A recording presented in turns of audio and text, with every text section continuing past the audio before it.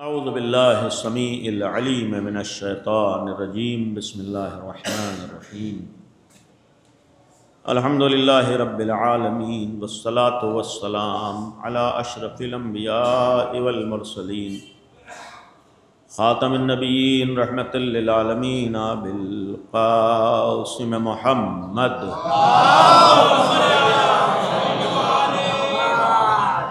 وآلہ الطیبین الطاہرین المعصومین المظلومین لا سیما بقیت اللہ فی الارضین ارواحنا و ارواح العالمین لتراب مقدمہ الفداء ولعنت اللہ علی اعدائہم وغاصبی حقوقہم وقاتلیہم ومنکری فضائلہم اجمعین اما بعد قالت فاطمة الزہراء سلام اللہ علیہا ان السعید حق السعید کل السعید من احب علیا فی حیاتہ او بعد مماتہ ان الشقی کل الشقی حق الشقی من ابغض علیا فی حیاتہ او بعد مماتہ صلوات پر محمد۔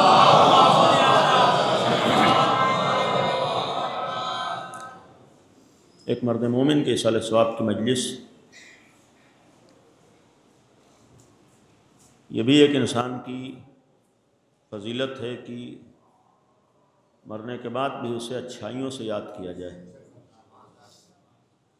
انسان کی ایک خوبی اور کامیابی بہت بڑی یہ ہے کہ مرنے کے بعد لوگ اسے اچھے نام سے یاد کریں، اس کی اچھائیوں سے یاد کریں۔ اس سے یہ ثابت ہے کہ شخص تو مرتا ہے لیکن شخصیت نہیں مرتی ہے، انسان کی شخصیت باقی رہتی ہے، اور شخصیت اس کے ایمان، اس کے عمل، اس کے کردار کے ذریعے سے بنتی ہے۔ دنیا کا میدان کھلا ہوا ہے، جو جیسی اپنی شخصیت بنانا چاہے بنا سکتا ہے۔ یہ دنیاوی زندگی 20 سال، 50 سال، 100 سال، 150 سال یہ گزر جاتی ہے، اس لیے اسی مدت میں جو ہمیں بننا ہے وہ بن جاتے ہیں۔ اب اس کے بعد کی زندگی کم از کم دنیا میں وہی ہوتی ہے جو ہم نے بنایا ہے۔ یہ ہمارے اوپر ہے کہ ہم کم از کم اس دنیاوی زندگی میں کتنے دن لوگوں کے درمیان زندہ رہنا چاہتے ہیں۔ ایک دنیاوی حیات ہے جو ہماری موت تک ہے، اور اس کے بعد کی ایک حیات ہے جو موت کے بعد ہے۔ وہ حقیقی حیات تو خداوند عالم کے ہاتھ میں ہے، لیکن دنیاوی اعتبار سے بھی بہت سے لوگ ایسے ہیں جو مرنے کے بعد بھی زندہ ہیں، اور کچھ وہ ایسے ہیں جو زندہ ہونے کے باوجود مرے ہوئے ہیں۔ تو یہ ہمارے اوپر ہے کہ ہم یہاں کی حیات اور واقعی حیات اور حقیقی حیات اور مرنے کے بعد کی حیات کو چاہتے ہیں نہیں چاہتے ہیں۔ اس کا بہت حد تک تعلق انسان کی نیکیوں سے ہے، انسان کی اچھائیوں سے ہے، انسان کے اخلاق سے ہے، انسان کی فکر سے ہے، انسان کے اعمال سے ہے۔ اور یقیناً مرحوم کے اندر بھی بہت سی خوبیاں تھیں، بہت سی اچھائیاں تھیں۔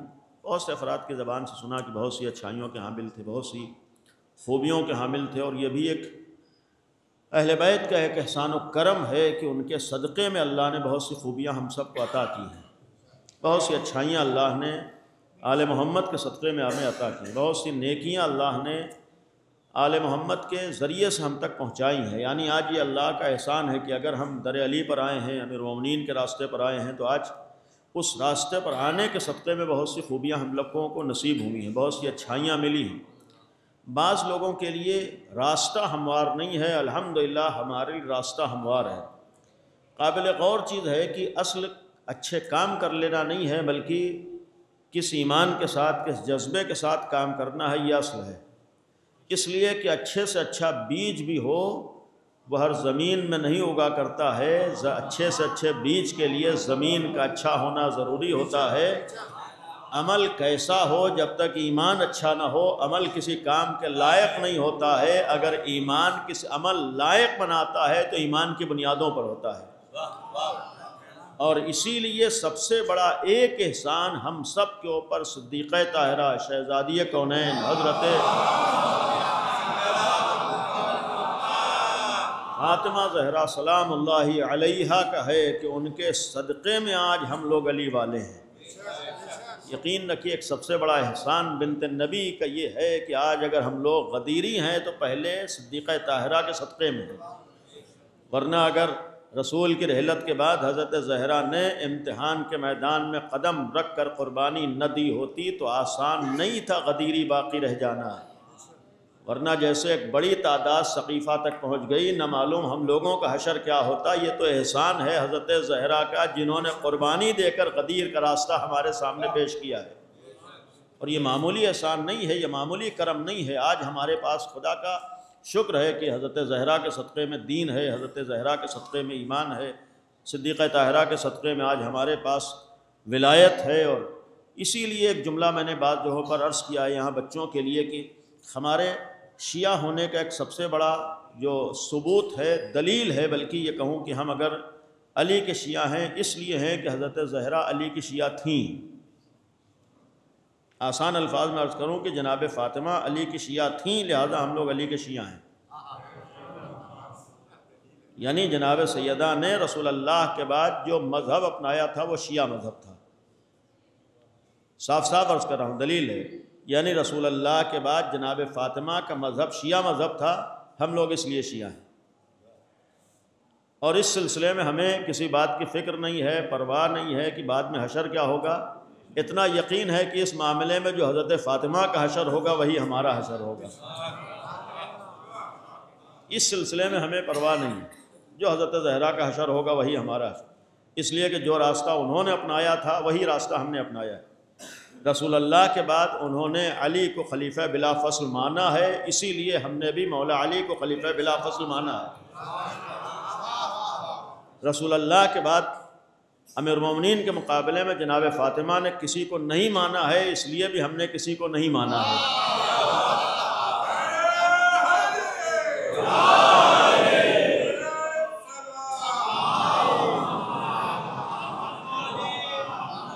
یعنی یہ دونوں چیزیں تھیں، امیر المومنین کو مانا ہے اور بقیہ کو نہیں مانا ہے۔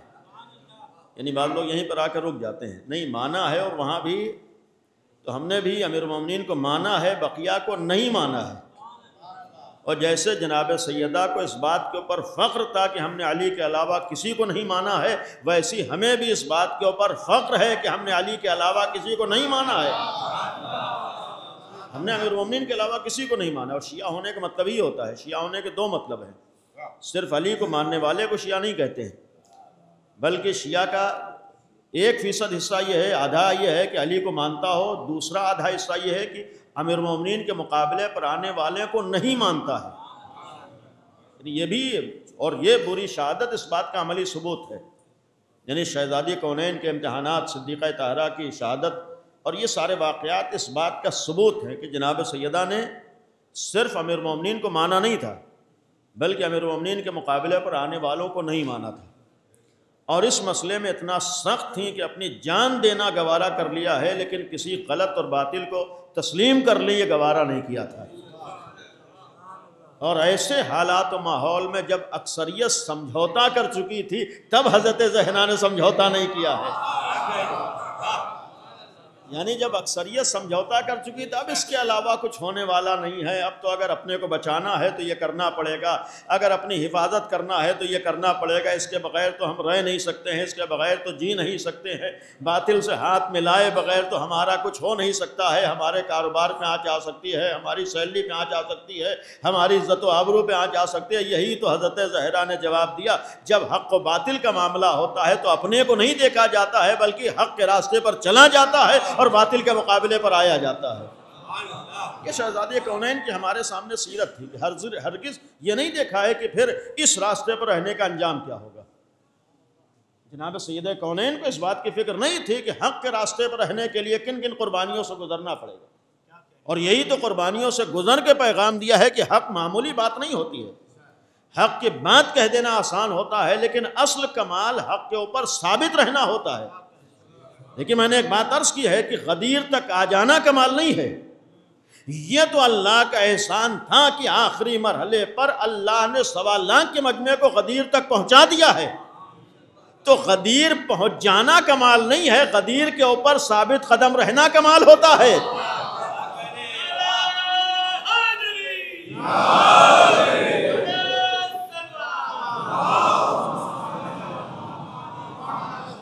یہ ہے کہ اللہ نے احسان کیا، غدیر تک پہنچا دیا۔ اس لیے یقین رکھیے صحیح ایمان کے تک آ جانا کمال نہیں ہے، بلکہ صحیح ایمان پر باقی رہنا یہ کمال ہے۔ یعنی جہاں ہمیں اس بات کے اوپر فخر ہو کہ ہم حق کے اوپر ہیں، ہم دین کے اوپر ہیں، ہم ولایت کے اوپر ہیں، اس فخر سے کے ساتھ ساتھ سب سے زیادہ ہمیں اس بات کا خیال رہے کہ اس راستے کے اوپر ہم باقی کیسے رہیں گے۔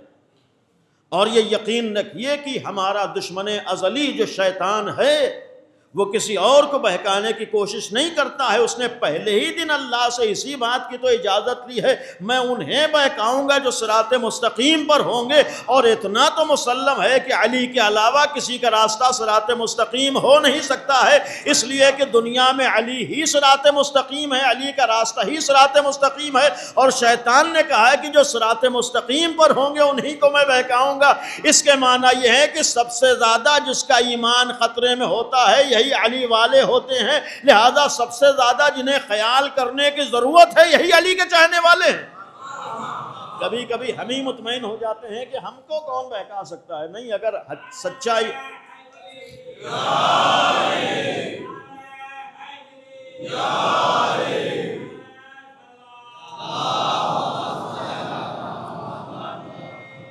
اگر صحیح ایمان ہے، اگر صحیح راستے کے اوپر ہیں، تو یقین رکھیے سب سے زیادہ خطرہ ہمارے ہی لیے۔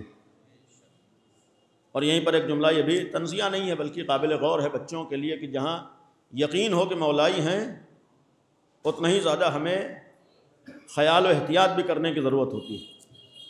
اس کے معنی یہ ہے کہ اگر مولائیت پر فخر ہو تو بے خیال نہیں ہونا ہے بلکہ اور زیادہ خیال کرنا ہے۔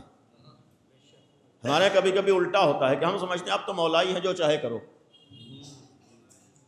نہیں، اگر مولائی ہیں تبھی ہماری پابندیاں بڑھ جاتی ہیں۔ یہ پہلو قابل غور ہے کہ اگر ہم علی والے ہیں تو سب سے زیادہ ہمیں کو خیال کرنا ہے۔ اب یہ نہیں ہو سکتا ہے کہ دنیا والے نہیں کرتے ہیں تو ہم کیوں کریں؟ دنیا والوں نے علی کے راستے کو اپنایا نہیں ہے تو ہمیں ان سے مطالبہ بھی نہیں ہے۔ بھائی کبھی کبھی یہ ہوتا ہے جب وہ غلط کام کر رہے ہیں، وہ غلط راستے پہ چل رہے ہیں، وہ یہ کام کریں تو ہم کیوں نہ کریں؟ بھائی دنیا والوں نے علی کو مولا نہیں مانا ہے۔ اور ایک چیز یہ بھی قابل غور ہے، جب بھی عزائے فاطمیہ کی بات آئے، صدیقہ طاہرہ کی بات آئے، حضرت زہرا کی بات آئے، ہمیں اس پہلو کو نگاہوں میں رکھنا ہے۔ جناب سیدہ نے اس زمانے میں یہ نہیں دیکھا تھا لوگ کیا کر رہے ہیں، حضرت زہرا نے نہیں دیکھا تھا سماج کس راستے پر جا رہا ہے، حضرت زہرا نے نہیں دیکھا کہ پبلک کہاں کیا کس راستے پر چل رہی۔ جناب سید کونین کا یہی تو کمال تھا کہ اگر دنیا ایک راستے پر جا رہی ہے اور صحیح راستے پر ہم تنہا ہو جائیں تب بھی اس راستے کو نہیں چھوڑنا ہے۔ اور یہ رسول اللہ کی جو حدیث تھی اس کے اوپر بنت نبی نے عمل کر کے بتایا ہے۔ پیغمبر نے یہی تو فرمایا تھا کہ اگر تم یہ دیکھو کہ تمام دنیا کسی راستے پر جا رہی ہو اور علی اکیلے کسی اور راستے پر جا رہے ہو تو تم دنیا کو نہ دیکھنا بلکہ علی کے راستے پر چلنا، اس لیے کہ اگر ہدایت ہے تو علی کے راستے پر ہے، نجات ہے تو علی کے راستے پر ہے۔ اور یہ عملی ثبوت حضرت زہرا نے پیش کر دیا۔ جب سب نے سقیفہ کے آگے سر کو جھکا دیا اور حضرت زہرا تنہا رہ گئی تو جناب سیدہ نے اکثریت کو نہیں دیکھا تھا بلکہ حق کو دیکھتے ہوئے علی کا ساتھ دیا تھا۔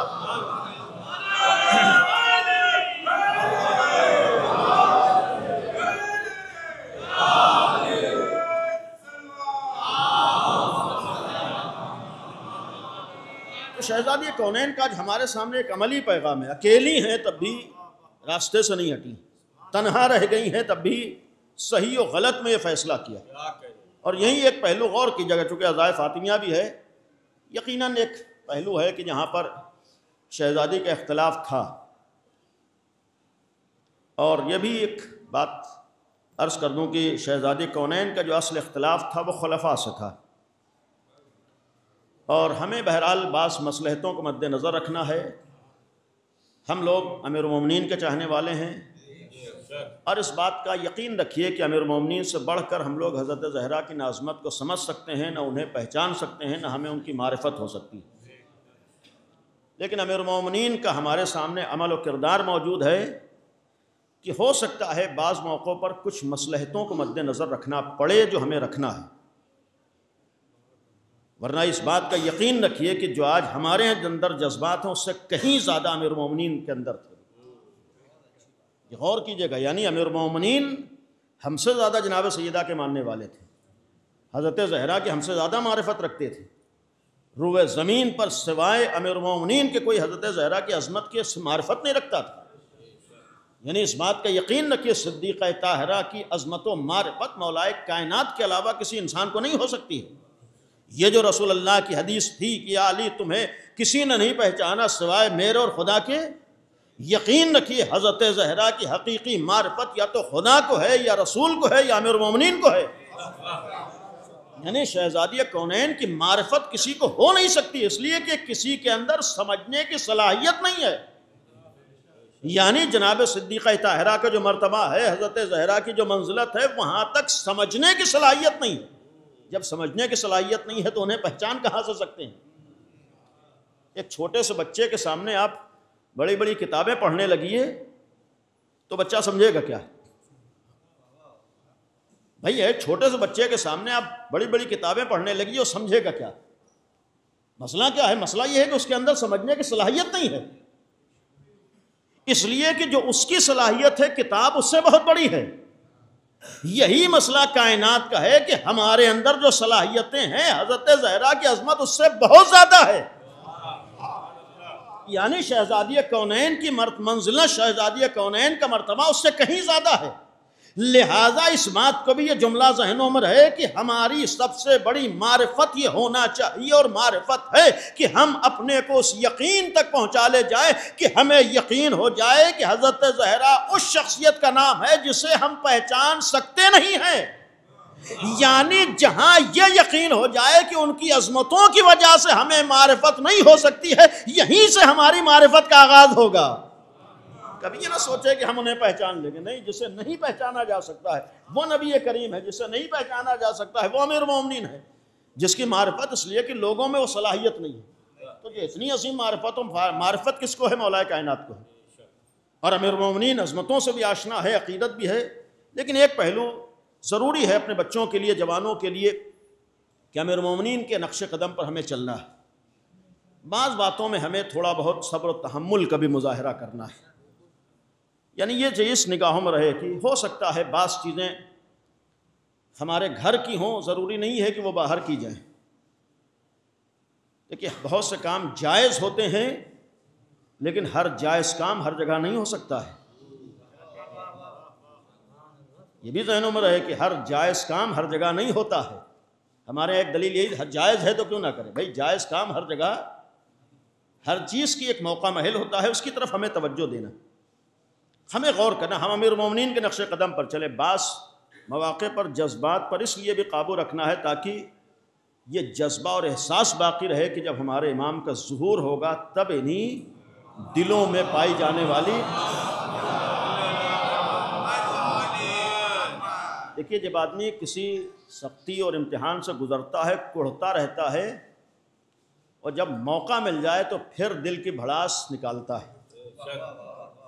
شاید بعض مواقع پر ہمارے لیے اس بات کا بھی ہمارے دین کا پیغام ہو کہ ظہور کا انتظار رہے، اور اس بات کا انتظار کرو کہ جب تمہیں دل کی بھڑاس نکالنا ہے۔ مصلحتوں کی بنیاد پر آج نام نہیں لے سکتے ہیں، لیکن وہ وقت آئے گا جب نام کیا ہے؟ ایک صلوات پڑھیے بار محمد و آل محمد۔ لیکن بہرحال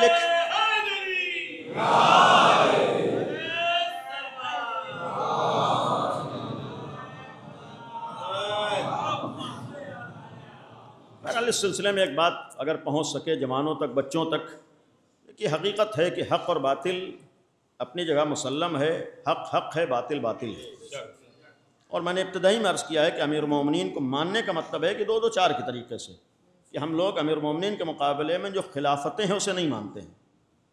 یعنی شیعہ کہتے ہی اسے ہیں کہ جو علی ابن ابی طالب کو مانتا ہے اور اس کے علاوہ کسی خلافت کو نہیں مانتا ہے۔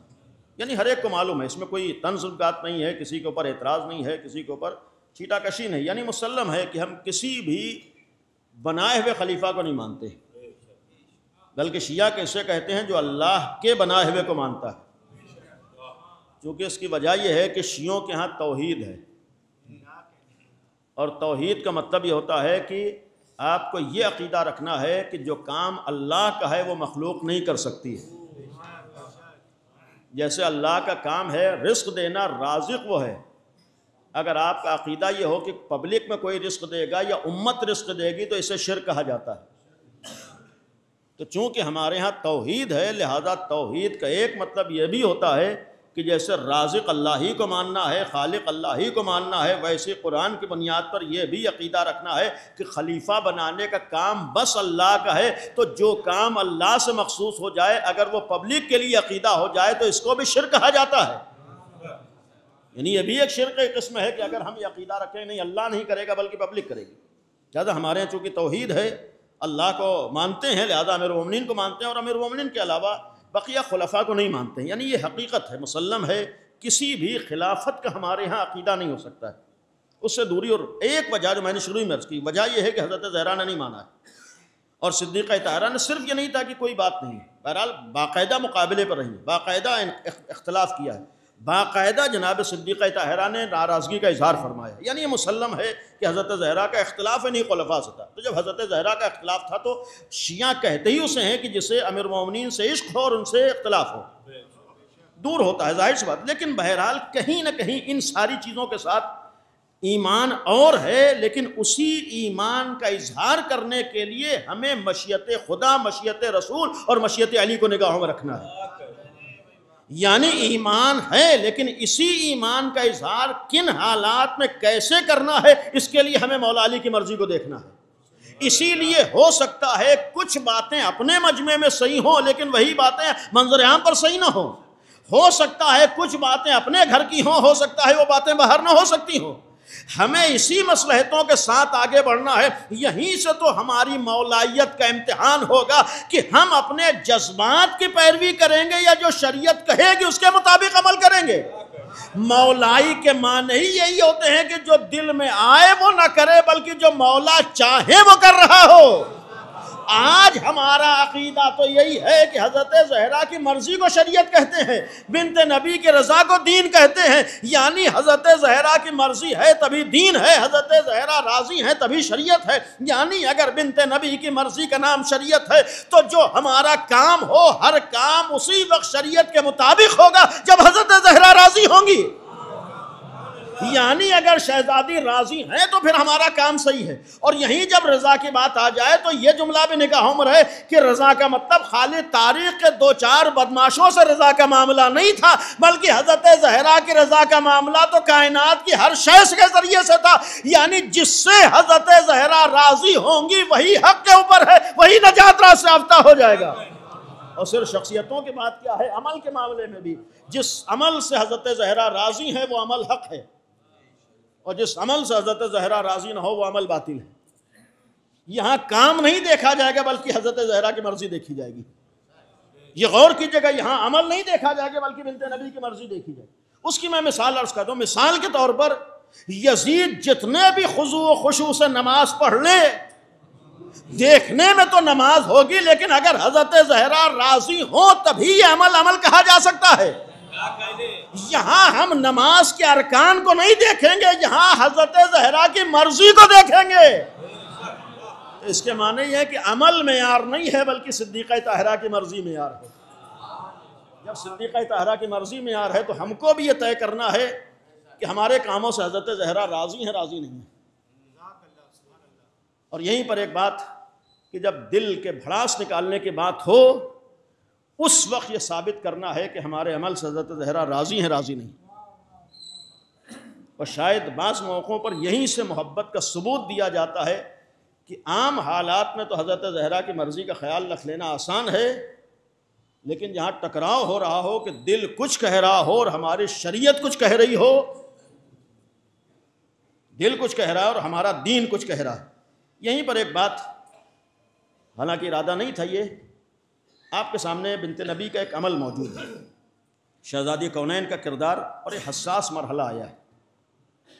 حساس مرحلہ یہ تھا کہ جب مولا کائنات کو گلے میں رسی کا بندہ ڈال کر لے کر چلے،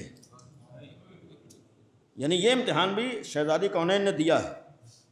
اس امتحان سے جب شہزادی گزری تو آپ نے پورا واقعہ سنا ہے کہ جس وقت دربار میں آئی ہیں، اس زمانے میں جو مسجد میں دربار لگتا تھا، اور یہ عمل منظر سامنے آیا ہے شہزادی کے، تاریخوں میں ہے کہ یہ عمل جب شہزادی کونین کے سامنے آیا تو بنت نبی نے اس وقت یہ جملہ فرمایا تھا، خلوا ابا الحسن، ابو الحسن کو چھوڑ دو۔ دو باتیں وہاں پر کہی ہیں۔ ایک بات یہ کہی تھی کہ میں بد دعا کے لیے ہاتھ اٹھا دوں گی، ابو الحسن کو، امیر المومنین کو چھوڑ دو ورنہ میں بد دعا کے لیے ہاتھ اٹھا دوں گی۔ بد دعا کی نہیں تھی۔ یہ منظر ایسا دردناک تھا کہ جس کو دیکھ کر شہزادی نے یہ جملہ فرمایا ہے۔ اور دوسرا جملہ بعض روایتوں میں ہے کہ میں سر کے بال پریشان کر دوں گی، یعنی سر کے بال کھول دیں گے۔ یہ بھی ایک امتحان و مصیبت کی منزلوں میں کہا جاتا ہے۔ لیکن آپ کو معلوم ہے کہ جیسے ہی شہزادی نے جملہ فرمایا ہے، ابھی بد دعا نہیں کیے، بعض چیزوں کو ہماری اور آپ کی نگاہیں نہیں دیکھتی، لیکن جو اللہ والے ہوتے ہیں، جو ولی خدا ہوتا ہے، وہ ساری چیزوں کو دیکھتا ہے۔ اس سے عظمت اہل بیت کو آپ پہچانیں۔ ادھر شہزادی کی زبان مبارک سے جملہ نکلا ہے کہ میں بد دعا کر دوں گی، ابھی بد دعا نہیں کی ہے، لیکن امیر المومنین کی نگاہوں نے ایک منظر دیکھا ہے اور جس کا اظہار جناب سلمان سے کیا ہے۔ جناب سلمان اس وقت موجود تھے، بلایا ہے، اور جناب سلمان سے جملہ امیر المومنین سے منسوب فرمایا تھا، اے سلمان جا کر بنت نبی سے کہہ دو کہ بد دعا نہ کریں۔ فرمایا کہ وجہ یہ ہے کہ میں آثار قیامت دیکھ رہا ہوں، یعنی یہ جملہ امیر المومنین ہے کہ میں آثار قیامت دیکھ رہا ہوں۔ اگر بنت نبی نے بد دعا کر دی تو پھر کوئی باقی نہیں رہے گا۔ یعنی یہ روایت ہے کہ اگر بنت نبی نے بد دعا کر دی تو کوئی باقی نہیں رہے گا۔ جس وقت سلمان سے بات کہی ہے، جناب سلمان فوراً شہزادی کے پاس پہنچے اور ہاتھوں کو جوڑ کر کہا کہ شہزادی بد دعا نہ فرمائیے۔ تو اس وقت بنت نبی نے گویا ایک طرح سے جواب یہ دیا تھا کہ سلمان کیا تم نہیں دیکھ رہے ہو کہ تمہارے آقا کے ساتھ کیا سلوک ہو رہا ہے؟ یعنی یہ بھی ایک سامنے حقیقت کو بیان کیا، کیا سلمان تم نہیں دیکھ رہے ہو کہ تمہارے مولا کے ساتھ کیا سلوک ہو رہا ہے؟ لیکن جناب سلمان نے ایک جملہ کہا ہے سر کو جھکا کر، شہزادی خود آقا نے فرمایا ہے بد دعا نہ کیجیے،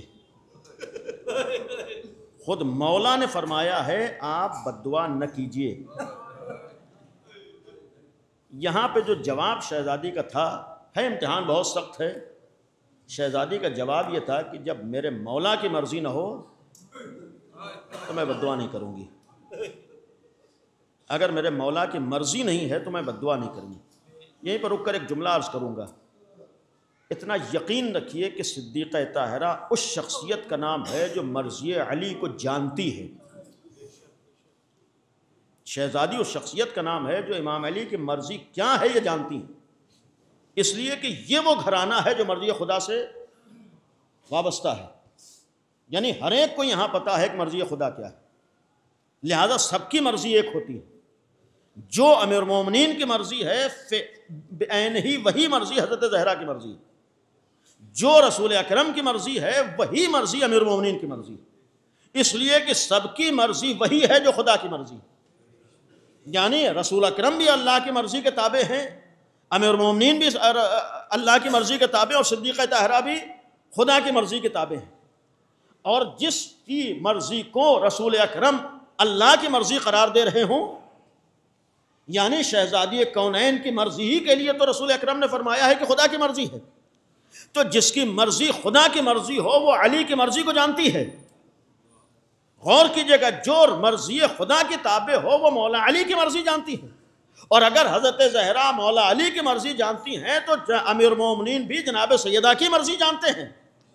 ایسا نہیں تھا کہ یہ نہیں جانتے ہیں کہ جناب سیدہ کیا چاہتی ہیں اور یہ نہیں جانتی ہیں کہ امیر المومنین کیا جانتے ہیں۔ جب ہمارا عقیدہ یہ ہے کہ ایک دوسرے کی مرضی کو جانتے ہیں تو پھر جناب صدیقہ طاہرہ نے جملہ کیوں فرمایا کہ میں بد دعا کروں گی؟ اور پھر مولا کائنات نے روکا ہے. غور کیجئے گا، یعنی امیر المومنین نے روکا ہے جبکہ یہ مرضی کو جانتی ہیں. یقین رکھیے ہو سکتا ہے اہل بیت کے گھرانے میں بعض کام اس لیے ہوں، بہت سے کام اپنے لیے نہیں تھے بلکہ بہت سے کام دوسروں کو پیغام دینے کے لیے بھی تھے. یقیناً امیر المومنین جانتے ہیں مرضی فاطمہ کیا ہے، اور حضرت صدیقہ طاہرہ جانتی ہیں مرضی امیر المومنین کیا ہے، لیکن اس کے باوجود اس منزل پر آ کر اظہار کرنے کا شاید مفہوم یہ ہو کہ رہتی دنیا تک مولا کائنات دنیا والوں کو پیغام دینا چاہتے ہیں کہ اگر ولایت کو سمجھنا ہے تو حضرت زہرا سے سمجھو، ولایت کے مفہوم تک آنا ہے تو بنت نبی سے سمجھو، جو وہاں تک پہنچی ہوئی ہے جس کی مرضی خدا کی مرضی ہے. جب اسے یہ معلوم ہو جائے کہ علی کی مرضی کیا ہے تو حضرت زہرا نے اپنے بظاہر دل میں آئی ہوئی بات پہ عمل نہیں کیا ہے بلکہ جو مولا علی کی مرضی تھی اس کے اوپر عمل کیا ہے. یہ عمل کر کے بنت نبی نے پیغام دیا ہے. سچا علی والا کہتے ہی اسے ہیں جو اپنے جذبات کے بہاؤ میں نہیں بہتا ہے بلکہ جو مرضی امام ہوتی ہے اس کے مطابق عمل کرتا ہے. صلی اللہ علیہ محمد و آل محمد.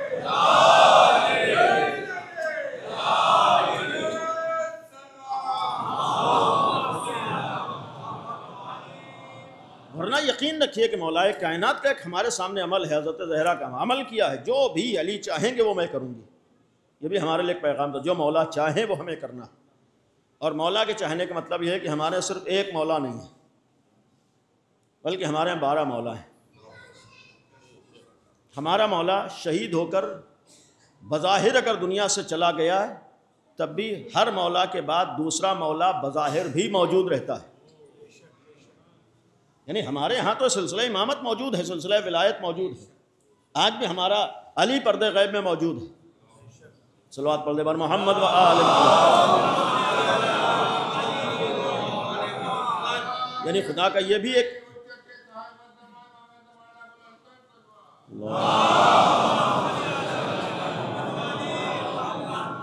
یعنی آج بھی ہمارا امام موجود ہے. مرضی کا مطلب یعنی جو زمانے کا علی ہو اس کی مرضی کو نگاہوں میں رکھنا ہے، جو زمانے کے امام کی مرضی ہو اسے ہمیں. اور یہ حضرت زہرا کا ایک درس تھا. اب ظاہر سی بات ہے کہ مرضی امام کیا ہے یہ آسان کام نہیں ہے. مرضی امام کیا ہے یہ آسان، کم از کم اتنا احساس رہے کہ مرضی امام یہ ہوتی ہے کہ شریعت پامال نہ ہونے پائے. مرضی امام یہ ہے کہ دشمنان دین کو اس کے مشن میں کامیابی کا موقع نہ دیا جائے. بہرحال یہ بات آ گئی.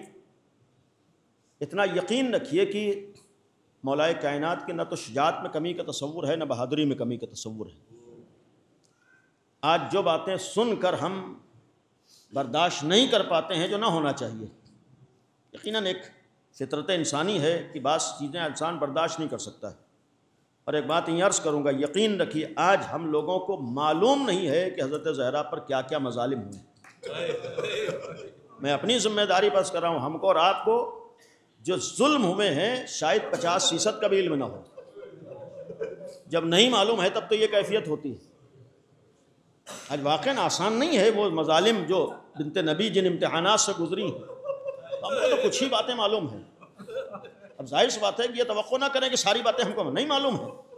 اور یہ بھی یقین کروں گا اولا ساری باتیں پہنچی نہیں ہیں، اور جتنی پہنچی ہیں وہ ہم لوگوں کو نہیں معلوم ہے، اکثریت کو نہیں معلوم ہے. آج جو جو کتابوں میں لکھا ہے وہ بیان کے لائق نہیں ہے، یعنی بیان نہیں ہو پاتا ہے، نہیں بیان ہو سکتا ہے. تو اس کے معنی یہ ہے کہ اس سے بہت زیادہ مظالم ہوئے ہیں. جو امتحانات، جو سختیاں، جو شدت سے گزری ہیں وہ معمولی معاملہ نہیں تھا. یہ ایک منزل نہ تو امیر المومنین کے لیے آسان تھی نہ حضرت زہرا کے لیے آسان تھی. بہت سخت امتحان دیا ہے. اب ایسے محسوس کیجئے جس سخت امتحان سے شہزادی گزری ہیں اور اس وقت امیر المومنین زندہ تھے. بعض لوگ اس غلط فہمی کا شکار ہیں کہ اس طرح کا کوئی واقعہ نہیں ہوا ہے، جبکہ 100% یہ سارے واقعات ہوئے ہیں. اور آج تو الحمدللہ وہ زمانہ ہے کہ یہاں جا کر لائبریریوں میں چھاننے کی ضرورت نہیں ہے. آدمی اپنے جیب میں رکھے ہوئے موبائل میں اگر توفیق ہو تو بہت سی چیزوں کو دیکھ سکتا ہے. یعنی یہ مسلم ہے کہ حضرت زہرا کا اختلاف اس وقت جو خلفاء بنائے گئے ان سے اختلاف تھا، حاکمان وقت سے اختلاف تھا. اور وہ سارے واقعات ہوئے ہیں اور آسان امتحانات نہیں تھے، اور یہ سارے واقعات اس وقت ہوئے ہیں جب مولا علی موجود تھے، اور اس کی بنیاد پر بعض لوگوں کو یہ موقع ملا کہنے کا کہ اگر ذرہ برابر یہ بات صحیح ہوتی تو پھر کیسے ہو سکتا تھا کہ مولا علی کی زندگی میں یہ بات صحیح ہو جائے۔ یہی اصل قابل غور پہلو ہے۔ یقیناً یہ واقعہ ہوا ہے اور یقیناً مولا علی کے سامنے ہوا ہے۔ اصل منزل ہمارے اور آپ کے لیے ہے، مولا علی کے سامنے ہوا ہے۔ اب آپ تصور کیجئے کیا ہو سکتا ہے مولا علی کی موجودگی میں ہو جائے، اور یقیناً مولا علی کی موجودگی میں ہوا ہے۔ امیر المومنین موجود ہیں، یہ سارے واقعات ہوئے، اور یہیں سے تو عظمت مولا کائنات سامنے آتی ہے، یہیں سے عظمت امیر المومنین سامنے آتی ہے۔ یہ جو غدیر میں ذمہ داری ادا کی تھی اسے ادا کیا ہے، جو ذمہ داری سونپی گئی تھی اسے ادا کیا ہے۔ یہاں معاملہ غدیر میں کوئی دنیاوی عہدہ نہیں ملا تھا، غدیر میں دین و شریعت کی حفاظت کا عہدہ ملا تھا۔ غدیر میں 1,24,000 انبیاء کے ذریعے سے جو دین آیا ہے اس کی حفاظت کا فریضہ ادا کرنا تھا۔ امامت کے معنی یہ تھے کہ جو اللہ کی جانب سے قانون آیا ہے، اللہ کی طرف سے دین آیا ہے، اس کی حفاظت کرنا ہے، اور اس کی حفاظت کے لیے دو چیزیں تھیں، اس کی حفاظت بھی کرنا ہے اور کسی بھی دشمن کو اس کے مقابلے میں کامیاب نہیں ہونے دینا ہے۔ مولا کائنات کا اصل امتحان یہ تھا کہ دین کی حفاظت کرنا ہے، شریعت کی حفاظت کرنا ہے، انبیاء کی زحمتوں کو بچانا ہے، اور اس کی حفاظت کے لیے کسی دشمن دین کو اس کے مشن میں کامیاب نہیں ہونے دینا ہے۔ یعنی مولا کائنات نے یہ دونوں کام کیے ہیں، ایک طرف دین کو بھی بچایا ہے، دوسری طرف دشمنان دین کو ان کے مشن میں کامیاب نہیں ہونے دیا ہے۔ یہ غلط فہمی کا کوئی شکار نہ ہو کہ علی کے اگر زندہ تھے تلوار ہاتھوں میں تھی کیوں نہ اٹھایا، نہیں، علی ابن ابی طالب نے اس لیے نہیں اٹھایا چونکہ خود فرمایا میرے سامنے دو راستے تھے، یا تو میں اپنے ذمہ داریوں سے پیچھے ہٹ کر دین خدا کو پامال ہوتے ہوئے اپنی نگاہوں سے دیکھ لوں، یا اپنی نگاہوں سے یہ امتحانات دے لوں۔ مجھے یہ امتحان دینا گوارا ہے لیکن اللہ کا دین پامال ہو جائے یہ گوارا نہیں ہے۔ یہ حضرت امیر المومنین کے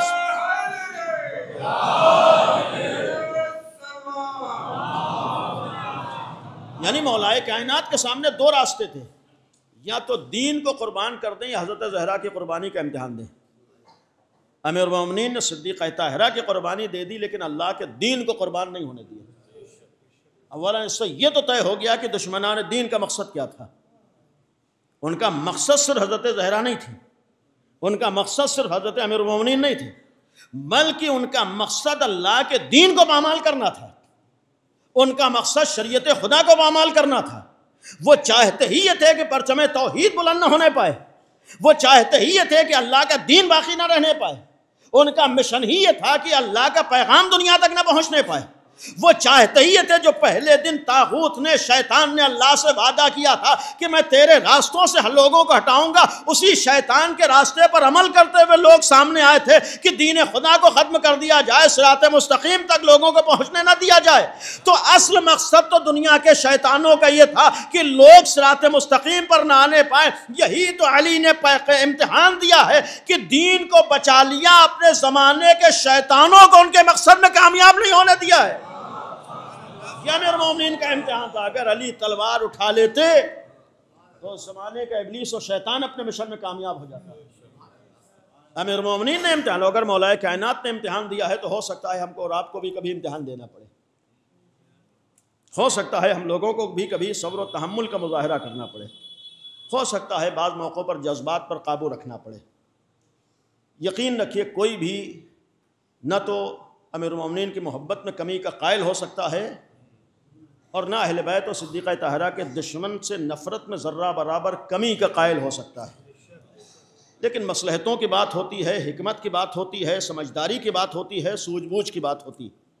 مسئلہ اپنے مشن کو بچانا ہوتا ہے اور مسئلہ باطل کو اس کے مشن میں کامیاب ہونے نہیں دینا ہوتا ہے۔ اس لیے کہ یہ لوگ آگ و لکڑیاں لے کر آئے اس لیے تھے کہ معلوم تھا کہ امیر المومنین خاموش نہیں بیٹھیں گے، تلوار اٹھا لیں گے، اور ادھر علی تلوار اٹھائیں گے، پھر ہمیں اپنے مشن میں کامیابی کا موقع مل جائے گا۔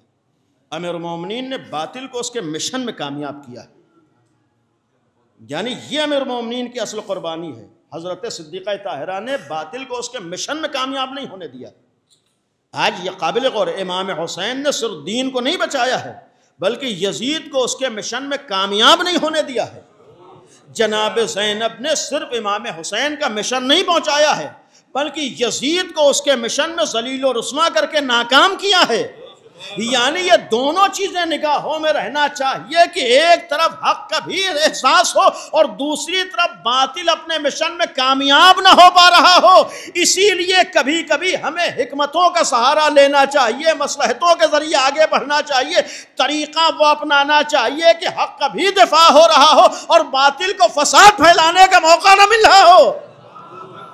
اور جہاں سماج میں فسادی لوگ موجود ہیں جو ایک ایک جملے کو لے کر سماج میں فساد پھیلانا چاہیں، وہاں تو مولائیت کا ثبوت یہ ہونا چاہیے کہ ایسے حق کی بات ہو کہ اس طرح کے فسادیوں کو سماج میں فساد پھیلانے کا موقع نہ مل سکے۔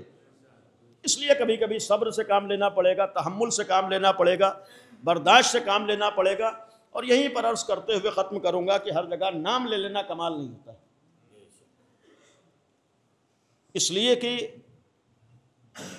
یہ بھی ایک حقیقت ہے کہ آج اکثریت کو حقائق کا علم نہیں ہے،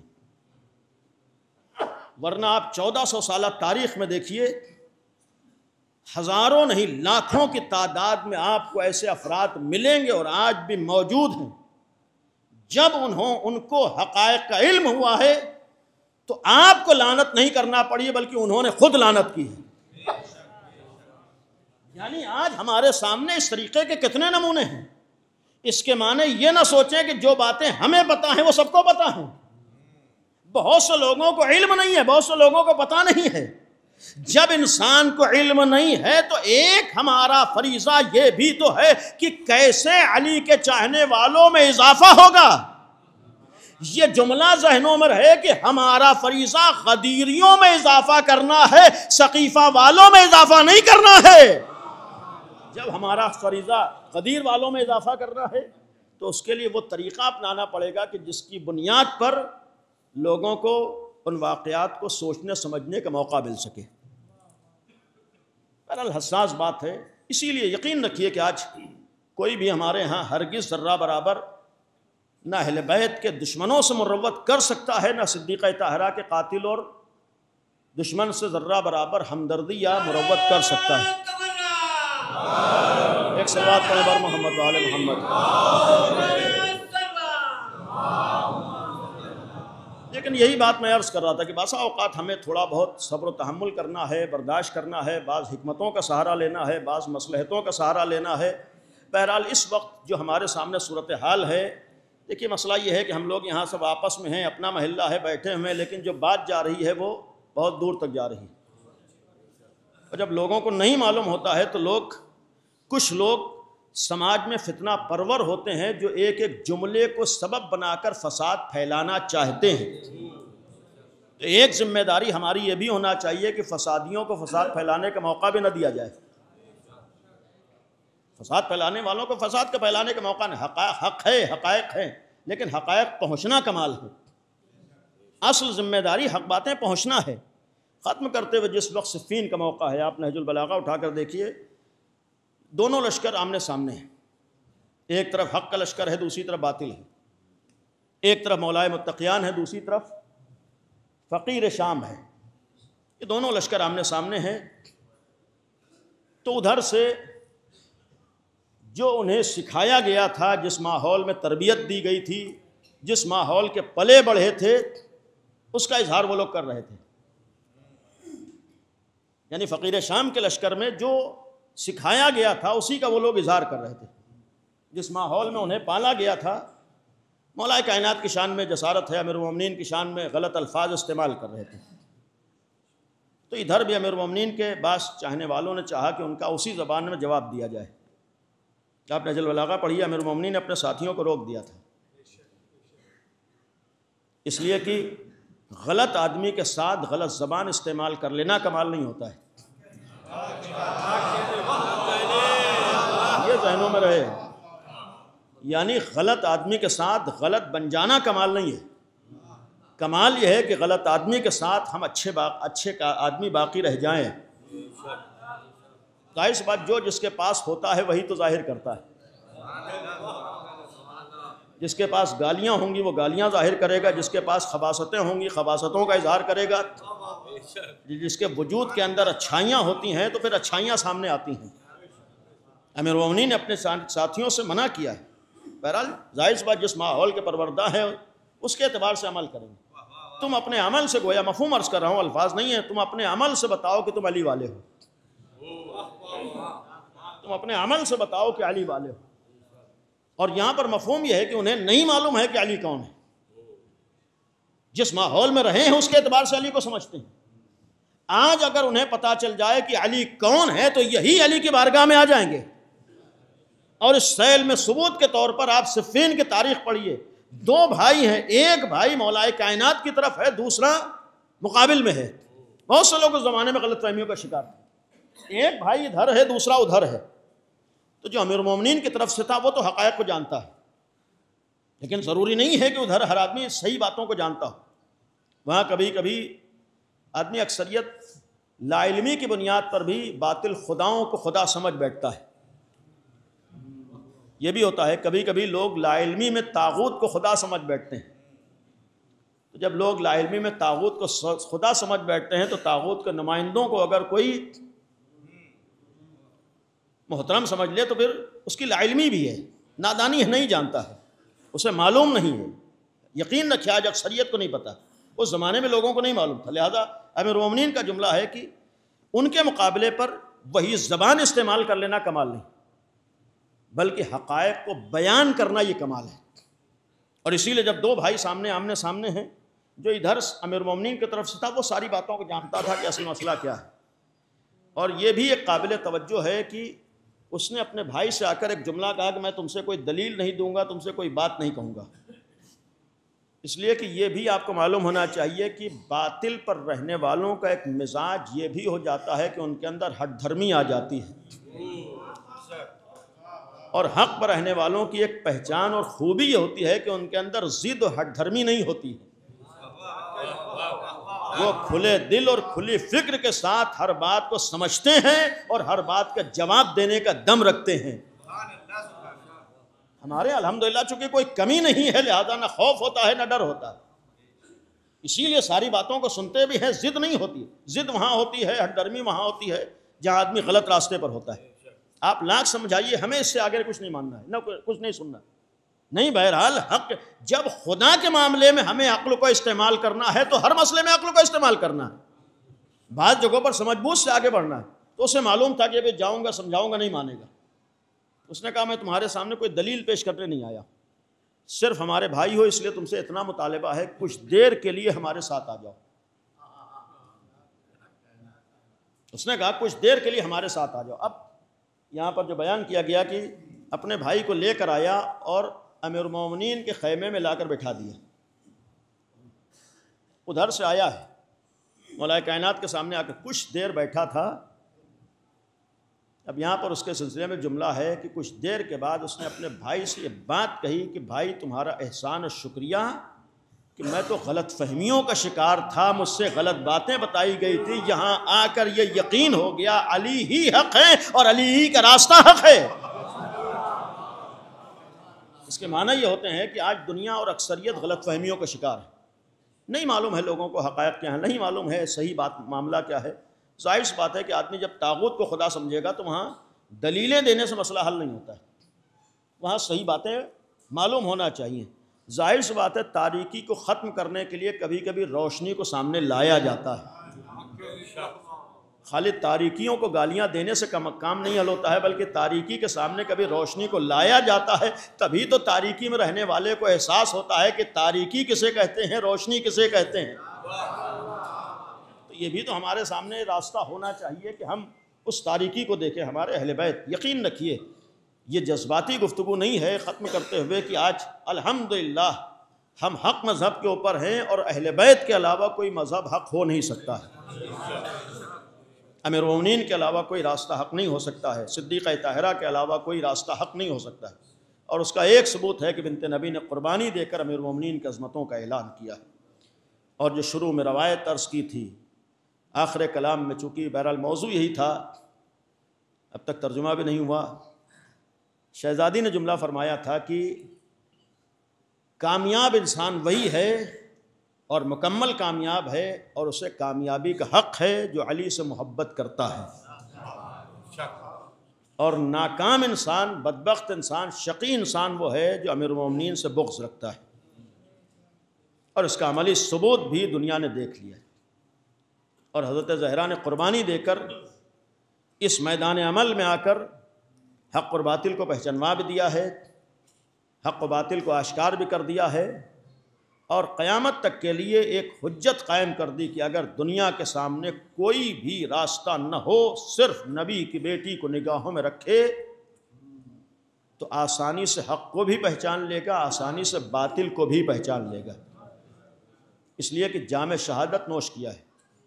ایک مرد مومن کے ایصال ثواب کی مجلس ہے، شروع میں عرض کیا کہ امیر المومنین معمولی امتحانات سے نہیں گزرے ہیں۔ ایک جملہ فرمایا تھا، کاش ابو طالب کا بیٹا اس دن سے پہلے دنیا سے رخصت ہو گیا ہوتا کہ یہ مناظر نہ دیکھنا پاتے،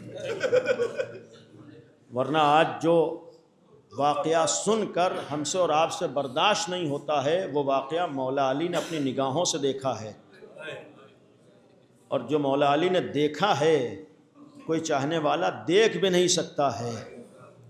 کوئی غیرت دار ایسے امتحانات کو نہیں برداشت کر پائے گا۔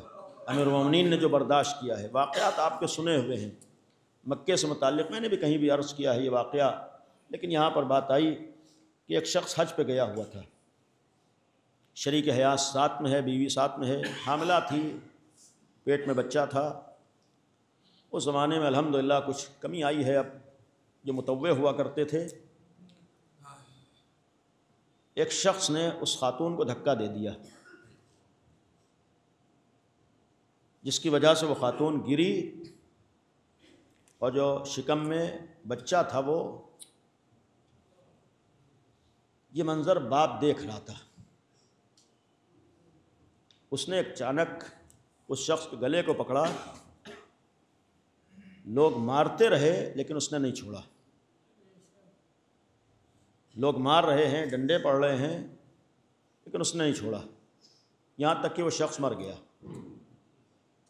بعد میں لوگوں نے اس سے سوال کیا کہ تمہیں ہو کیا گیا تھا، اتنا مار کھانے کے باوجود تم نے نہیں چھوڑا، تمہیں ہو کیا گیا تھا؟ تو اس نے جو جواب دیا تھا کہ جب میں نے اپنی نگاہوں کے سامنے اپنے بچے کو مرتے ہوئے دیکھا تو یہ منظر مجھ سے برداشت نہیں ہوا۔ آپ سوچئے، معمولی بات نہیں ہوتی ہے، ایک باپ اپنی نگاہوں کے سامنے اپنے بچے کو دنیا سے جاتے ہوئے دیکھ کے برداشت کر لے، یہ آسان نہیں ہوتا ہے۔ امیر المومنین کے دل سے پوچھئے کہ جس وقت یہ جملہ شہزادی نے فرمایا ہے، یا فضتو خذینی قتلا ما فی عشائی، اے فضہ مجھے سنبھالو، میرے شکم میں میرا بچہ شہید ہو گیا، جب یہ منظر مولا علی نے دیکھا ہے اور جب یہ آواز کانوں میں پہنچی ہے تو مولا علی کے دل پہ کیا گزری ہوگی، علی کے دل پہ کیا گزری ہوگی۔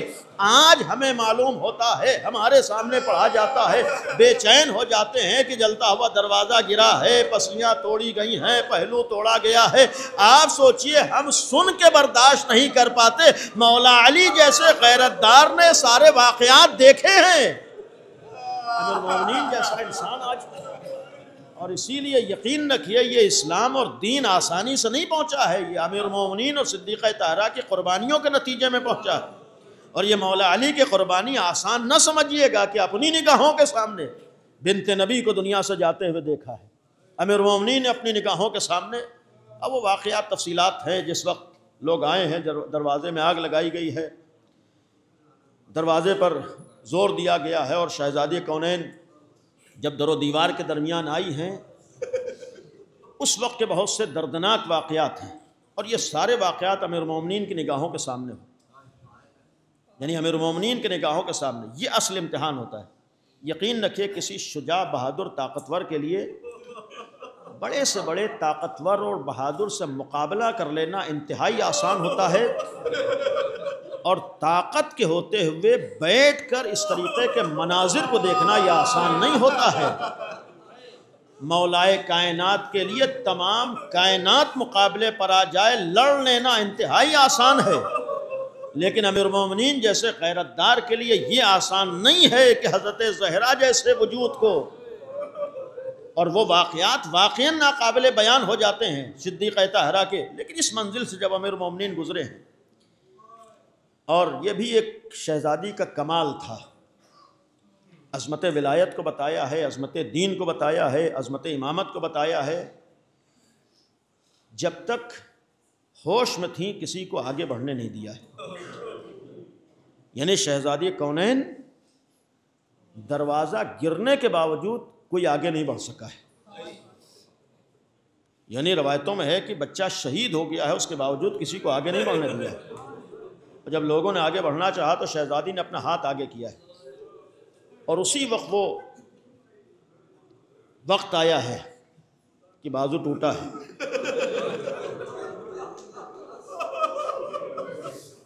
صرف بازو نہیں ٹوٹا ہے،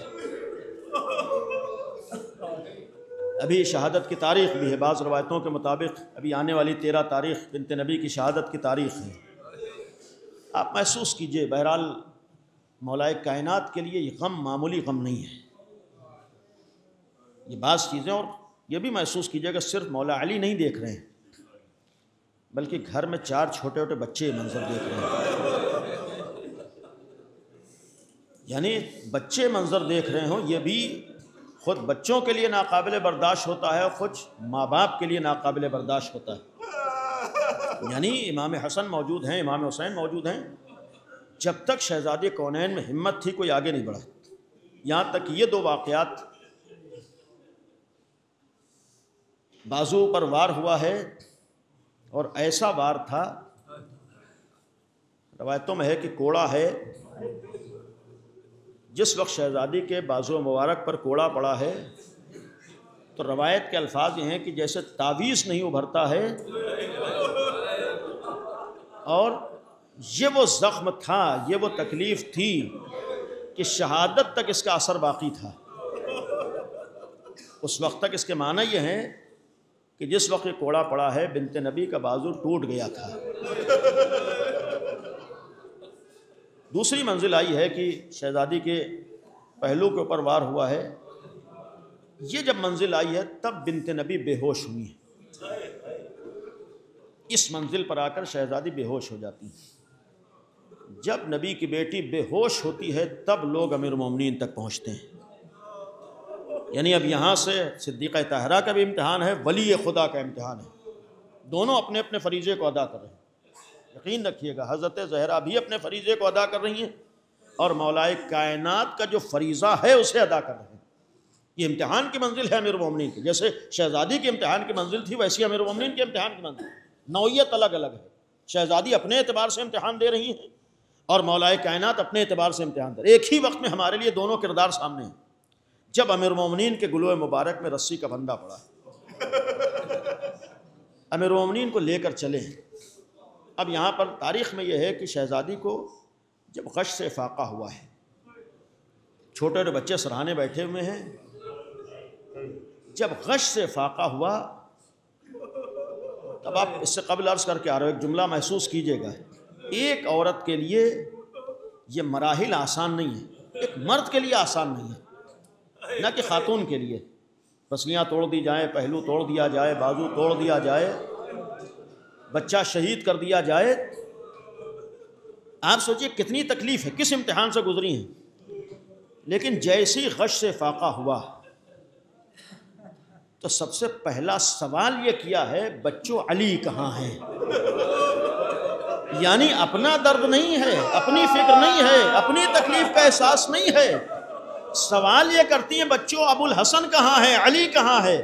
بچوں نے جواب دیا، مادر گرامی بابا کے گلے میں رسی کا پھندا ڈال کر لے کر چلے ہیں، اس عالم میں اپنے کو سنبھالا ہے، اب کیسے اٹھی ہے نہیں بیان ہو سکتا ہے۔ شہزادی نے اپنے کو سنبھالا ہے، بیت الشرف سے نکلی ہے، دربار میں آئی، جو منظر دیکھا ناقابل برداشت تھا، دیکھا ولی خدا امتحانات کی منزلوں میں ہے، امیر مومنین سر جھکائے بیٹھے ہیں، مولا کائنات کے گلوب مبارک کے اوپر تلوار ہے۔